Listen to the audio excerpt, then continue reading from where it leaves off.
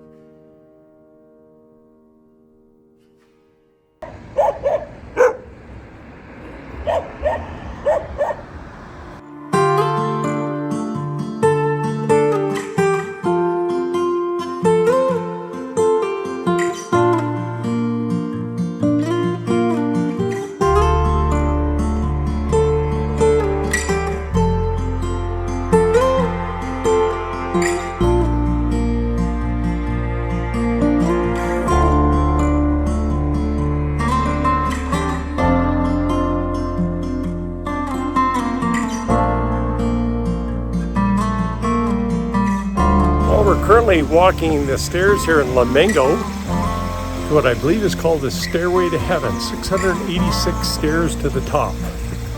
Give you a nice shot of the views from the top once we get there.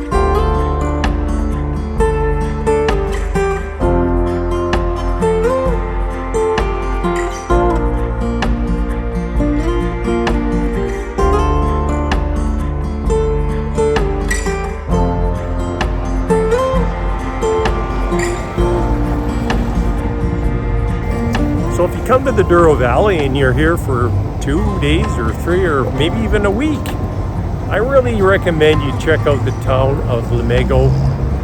There's a real authenticity about this town. We've seen very, very few tourists here. I know it is February, but still hardly anybody here.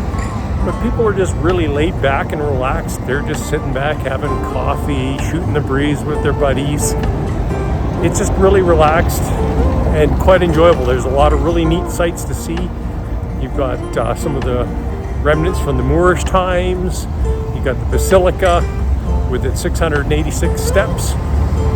So yeah, if you have a chance and you're tired of drinking wine and you just need a break, or your liver needs a little bit of a rest from all that wine you're drinking, come to Lamego. It's nice to see.